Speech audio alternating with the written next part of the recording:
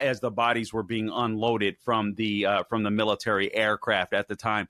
Kamala Harris was nowhere to be seen. This is how much they're in the tank. Christian Welker has become a complete and utter joke, as far as I'm concerned. I'm so busy trying to. I don't want to tell the left what to do with their news media organizations. I wish they would become more. Just have some honest conversation with people and perhaps do a little more studying instead of being completely in the tank. It's okay. Listen, we get it. There's some people at Fox that are completely in the tank for Trump, but they're in the tank for Trump because they flat out say it. At least Kristen Welker have the courtesy to flat out come out and say it. Here's a video montage of the Gold Star families who took umbrage, if you will, with Kamala Harris after she came out and tried to attack Trump. And they're like, whoa, whoa, whoa, whoa, whoa. This isn't a political thing. You know what I mean? It's not necessarily about Trump. This is about you, Kamala Harris. And this is what we asked Trump to do because Trump has actually called our families to see how we're doing, to follow up. And you have not. Let's go ahead and roll that montage, por favor, Gabe. Vice President Harris. Vice President Harris, my name is Steve Nakui. I'm the father of Lance Corporal Kareem M. Nakui. My name is Jim McCollum. I am the Gold Star father of United States Marine Corps Lance Corporal Riley McCollum. This is Mark Schmitz, Gold Star father of Marine Lance Corporal Jared Schmitz. My name is Darren Hoover, and I'm the Gold Star father of United States Marine Corps Staff Sergeant Taylor Hoover. My daughter-in-law, Sergeant Nicole Leanne G., was killed in the Afghanistan exit at Abbey Gate. Our kids were murdered because of your administration. You were not at Dover for the dignified transfer. And no time have you reached out to me to offer your condolences, to offer thank you for Kareem's sacrifice and service. You have 13 families who have been waiting over 3 years to so much as get a phone call, to so much as hear our kids' names said aloud. You failed for 3 years and 8 months to acknowledge our kids. Where were you and Joe Biden on August 26, 2024? Nowhere near Arlington Cemetery. You couldn't be bothered to be with us or even say our kids' names, just as you had done for the last 3 years. Vice President Harris, I ask you, why won't you return a call and explain to us how you call my daughter-in-law's death a success? President Trump has called. President Trump shows up. But President Trump takes the time to hear our loved ones' stories.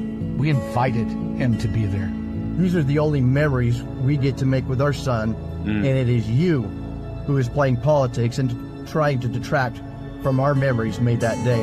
President Trump has been there for us. He's been a rock for us. He showed compassion for us, and he showed he truly cares for the families that truly do know what the ultimate sacrifice really is.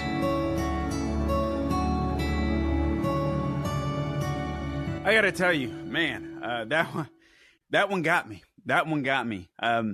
When Senator Tom Cotton in the previous video said that these families, they don't get to, barbecue, go to the beach, any of that kind of stuff. I'm paraphrasing. The only time they get essentially to memorialize or during the year, remember their kids, at least on Labor Day, is this event that's held at the Arlington National Cemetery.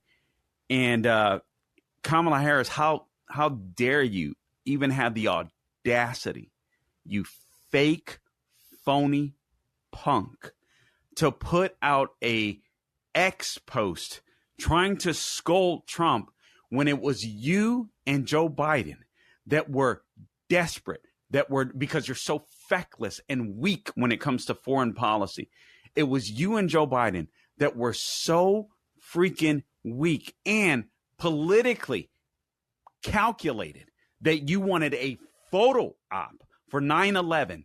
So you know what you did? You risked the lives and you ended up killing 13 of our service members, not to mention the Afghanistans that were left behind to be executed that helped out our soldiers, and the ones that fell off the plane in disbelief that we would just abandon them like that. You disgusting, despicable human being. It was you and Joe Biden that were seeking the photo op. Man, I cannot be more disgusted with this chick.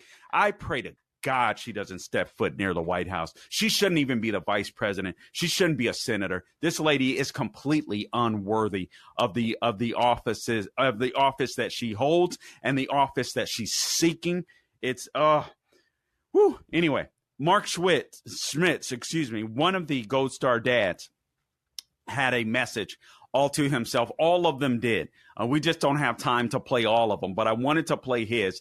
This is over 2 minutes long, about 2.5 minutes, or just over or thereabouts. So just bear with us. Let's watch this one video of the Father Mark Schmitz, and then we'll move on to another topic. But I want you to, this is the day that Joe Biden's presidency took it on the chin. I mean, this is a day that it started to fall, started to collapse. People started to collapse. People started to ask questions. This Afghanistan retreat and surrender was a total disaster. His presidency, along with Kamala Harris's vice presidency, has been a disaster ever since. Let's go ahead and roll that one, Gabe. This is Mark Schmitz, Gold Star father of Marine Lance Corporal Jared Schmitz. Here we are on a beautiful holiday weekend day. I got to stop what I'm doing, spending time with what's left of my family, to address a heinous, vile, and disgusting post put out by Kamala Harris, trying to incite those that don't follow the truth that President Trump was in Arlington as a political stunt. Shows you how much you know about the 13 families. We invited him to be there. Groundwork was put into place by Congressman Ice's office to make sure we followed protocol. Why did we want Trump there? It wasn't to help his political campaign. We wanted a leader. That explains why you and Joe didn't get a call. Imagine for a second that your kid is killed, and there's a president of the United States willing to take you under his wing and listen to you. That's what we found in President Trump. Certainly not you, and certainly not Joe Biden. You have 13 families who have been waiting over 3 years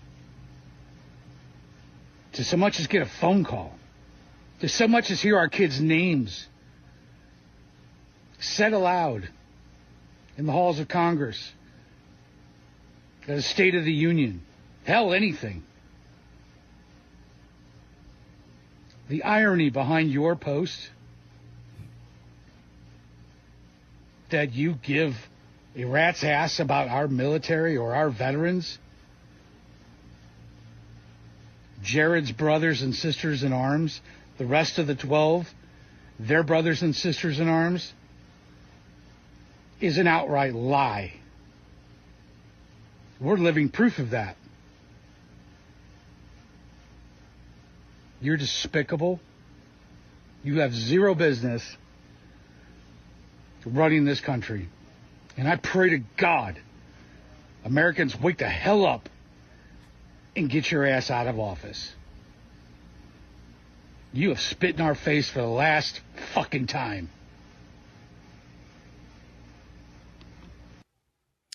All right, some harsh language there. Forgive me. Didn't realize that was there. but that last piece. But listen, I totally understandable from a father that lost his son. And not so much as a phone call from Joe Biden or Kamala Harris. And then she has the nerve to politicize Trump attending the laying of the wreath at National Arlington Cemetery when, as Tom Cotton shared in a previous video, she was just a few minutes away. She could have gone there pretty easily from her vice president's mansion. And she chose not to. And why did she choose not to? Because people will remember how weak and feckless they were.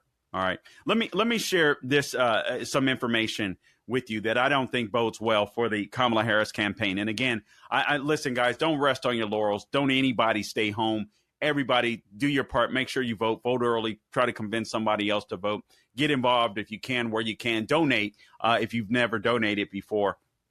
But I want to share some information with you real quickly. A couple of headlines that I ran into. One, there's been no convention bounce for Kamala Harris. So let me just give you the summary. This is according to the an ABC News poll. Hat tip, this was on Breitbart. So an ABC News Ipsos poll revealed that VP, this is as of Sunday, yesterday, a day before Labor Day, that Kamala Harris received, quote, no overall bounce in support, close quote, after being formally nominated as her party's presidential candidate at the DNC. And I suspect that it'll get even worse. That interview last week was disastrous. I try to check myself and say, if Democrats give a good speech, even if I totally disagree, I'm like, man, they came with it. I told you they're lying or they're wrong. But they came with it. Michelle Obama, I couldn't stand her speech at the DNC, but she can deliver a speech better than anybody out there. I mean, I don't even think it's close. She's that good. All right. Harold Ford Jr., that's on Fox News now, sits on the 5. Honestly, one of the most Democrat. Disagree with his policies. Can't believe he's a Democrat half the time, but seemingly one of the most respectable, intelligent, and honest Democrats that are out there, in my opinion.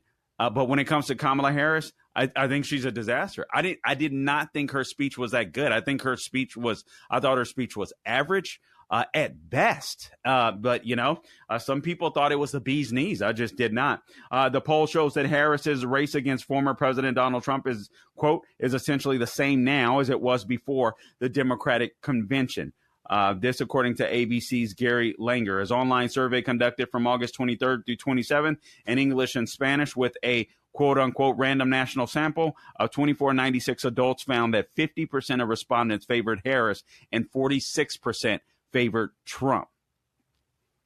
The respondents are also more satisfied with the Trump-Harris matchup compared to when President Joe Biden was the presumptive Democratic nominee. The public, by 53 to 45%, is more apt to be dissatisfied with Harris Trump contest, but that compares with 71-28% in July with Biden in the race. All right. So anyway, I could go on, but bottom line, she has not received a bump. Here's another column real quick. I'll just briefly read you the summary because actually the opposite has happened. Oh my goodness. Now, if I can find it. Oh my goodness. Now I do not see it. Okay. All right. So anyway, it was on Town Hall.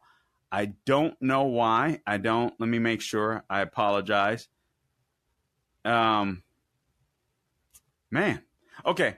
So anyway, Joe Biden's polls have risen since Kamala Harris's DNC speech. Now, he's down -6 points, but it rose to -2 points. So he gained 4 points. He's becoming more likable. The less people see him and the more people see Kamala Harris, or at least after just her one speech. It's amazing that Joe Biden is being viewed as more favorable than he was just even a couple of weeks ago. It's absolutely insane. That's how whack Kamala Harris is. This lady is not a good candidate. I don't believe she's a good person by any stretch of the imagination, and it's starting to show up, at least in some of the polling. All right, before we get on to Israel and then close the show out, I want to just quickly talk to you about or remind you about Priority Gold. Remember that gold is a hedge against inflation, all right? So that's what you can use it for, one of the best ways to use it for, or contact your financial advisor. But economists are warning that massive tax hikes could devastate your IRA or your 401k account as the stock market braces for impact. With inflation on the rise and global uncertainty looming, it's clear why central banks and savvy Americans are turning to gold. In times like this, Proverbs 21:20 reminds us to preserve what we built. Right now, that wisdom points us towards gold. So if you haven't had your eye on gold, it's time to make it a priority. My name is Carl Jackson, and I'm urging you to call my friends at Priority Gold to find out how they can help you diversify your savings with physical gold and silver. All you have to do is call 1-800-405-GOLD or visit PriorityGold.com/golden for a free gold info guide. Plus, see if you qualify for free shipping and storage. Act now to get your portfolio working for you while the market is golden. Again, call 1-800-405-GOLD to speak with a gold specialist or visit PriorityGold.com/golden